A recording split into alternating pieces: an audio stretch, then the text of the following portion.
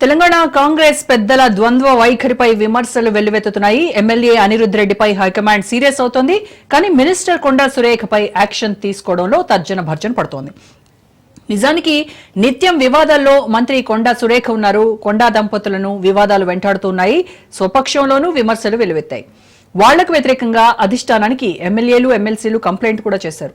తాడో పేడో తేల్చాలి అంటూ మొరబెట్టుకున్నారు కూడా. కానీ ఇప్పటికీ అధిష్టానం ఎలాంటి చర్యలు తీసుకోలేదు. దీంతో గాంధీభవన్ పెద్దల తీరుపై క్యాడర్ గుర్రుగా ఉన్నట్టు తెలుస్తోంది.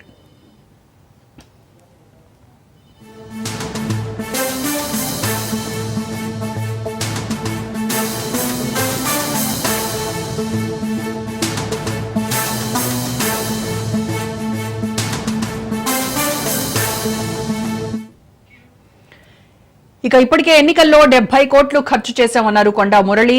ఆయన కామెంట్స్ పై ఈసీకి కంప్లైంట్స్ వెళ్లాయి. అలాగే పరకాల ఎమ్మెల్యేగా పోటీ ఇస్తానని కొండా సుస్మిత చేసినటువంటి పోస్టు దుమారం రేపుతోంది. ఉమ్మడి వరంగల్లో కొండా ఫ్యామిలీ వర్సెస్ వరంగల్ కాంగ్రెస్ నేతలు అన్నట్టుగా రాజకీయం సాగుతోంది. కొండా ఫ్యామిలీపై చర్యలకు వ్యతిరేక వర్గం పట్టుబడుతోంది. ఇంతకీ కొండా దంపతులు కోరి కష్టాలు తెచ్చుకుంటున్నారా? కొండంత వివాదానికి తెరపడేది ఎప్పుడు అనేటువంటి ప్రశ్నలు సర్వత్రా వినిపిస్తున్నాయి. దీనికి సంబంధించి పూర్తి ఇన్ఫర్మేషన్ మా ప్రతినిధి చంద్రశేఖర్ వరంగల్ నుంచి లైవ్ లో అందిస్తారు. సో చంద్రశేఖర్, ఇటువైపు అనిరుద్ రెడ్డి చేసినటువంటి వ్యాఖ్యలపై హైకమాండ్ సీరియస్ అయింది. ఆయనపై చర్యలకు కూడా రెడీ అవుతున్నటువంటి తరుణంలో కొండా ఫ్యామిలీ, కొండా మురళి కావచ్చు, సురేఖ కావచ్చు, ముందు నుంచి వివాదాల్లో ఉంటూ ఉన్నారు.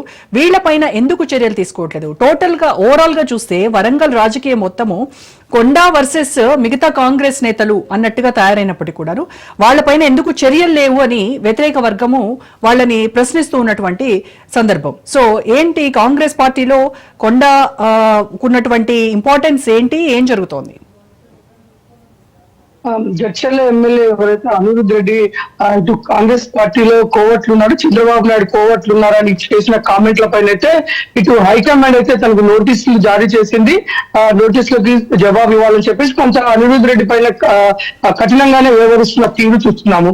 దానికి తోడు కొండా దంపతులు మొదటి నుంచి కూడా కాంగ్రెస్ పార్టీని అనేక మార్లు పెద్దల్లో పలచన చేసే విధంగా వారి వ్యాఖ్యలతో అనేక విమర్శలు వచ్చినప్పటికీ వారి పైన చర్యలు తీసుకునే విషయంలో కొంత హైకమాండ్ కొంత తర్జన భర్జన పడుతుంది అనే సంకేతాలు అయితే వెళ్తున్నాయి. ఎందుకంటే మనం చూస్తే కొండా సురేఖ గతంలో కేటీఆర్ ని టార్గెట్ చేయబోయి ఇటు ఎవరైతే అక్కినేని నాగార్జున కుటుంబం మీద వ్యాఖ్యలు చేయడం, అది రాష్ట్ర వ్యాప్తంగా అది కాంగ్రెస్ పార్టీని ఒక విధంగా ఇరుకున పడేసింది.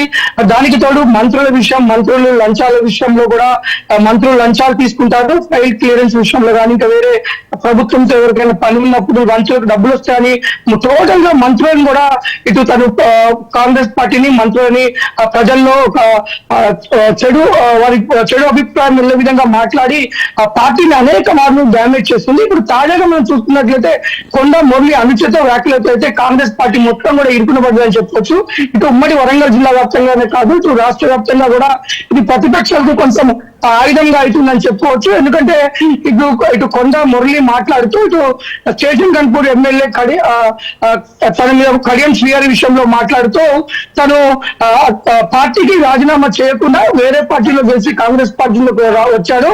అంతేకాదు అతను చంద్రబాబు నాయుడుకి ఇటు కేసీఆర్ కూడా ఇద్దరిని మోసం చేసి వెన్నుపోటు పొడిచిన వ్యక్తి అని తన పైన ఘాటుగా విమర్శలు చేయడం కాదు, ఇటు పరకాల ఎమ్మెల్యే పైన కూడా విమర్శలు చేయడం, తదనంతరం జరిగిన పరిణామాల్లో హన్మకొండ అధ్యక్షుడు, డిసిసి అధ్యక్షుడు, ఇటు వరంగల్ పశ్చిమ ఎమ్మెల్యే నాయని రాజేంద్ర రెడ్డి పైన కూడా ఘాటుగా ఆయన విమర్శలు చేయడం, ఇటు వర్ధన్నపేట ఎమ్మెల్యే మన కేఆర్ నాగరాజు పైన కూడా విమర్శలు చేయడంతో మొత్తం కూడా ఇప్పుడు ఉమ్మడి వరంగల్ జిల్లాలో కొండ దంపతుల పరిస్థితి స్వపక్షంలో విపక్షంలా ఉంది. ఇటు మొత్తం కొండ దంపతులు ఒకవైపు ఉన్నారు, కాంగ్రెస్ పార్టీ నాయకులు మొత్తం కూడా ఒకవైపు ఉన్నారు. దీంతో 5 ఎమ్మెల్యేలు, ఒక ఎమ్మెల్సీ, ఇటు వరంగల్ డిసిసి అధ్యక్షురాలు ఎర్రబెల్లి స్వర్ణ, ఇటు కూడా చైర్మన్ ఇనుగాల వెంకటరెడ్డి వీరంతా కూడా హైకమాండ్ కి 16 పేజీల కంప్లైంట్ కూడా ఇవ్వడం జరిగింది. ఇటు హైకమాండ్ కూడా ఇచ్చిన నోటీస్ అయితే కొండా మురళి వివరణ ఇవ్వడం జరిగింది.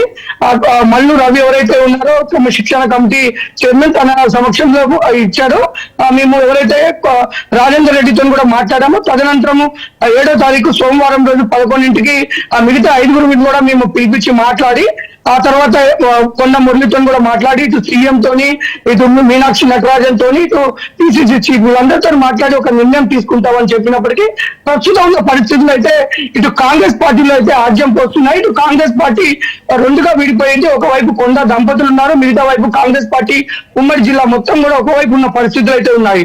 ఒక పక్క మనం చూసుకుంటే ఇది రానున్న స్థానిక ఎన్నికల్లో భారీగా ప్రభావం చూపెట్టొచ్చని కాంగ్రెస్ వర్గాలు అయితే, ఇటు చాలా కాంగ్రెస్ అభిమానులు అయితే చాలా బాధపడుతున్న పరిస్థితి. ఎందుకంటే ఉమ్మడి గత ఎన్నికల్లో, సార్వత్రిక ఎన్నికల్లో ఉమ్మడి వరంగల్ జిల్లాలో 12 ఎమ్మెల్యే సీట్లకి 10 సీట్లు కాంగ్రెస్ గెలుచుకుంది.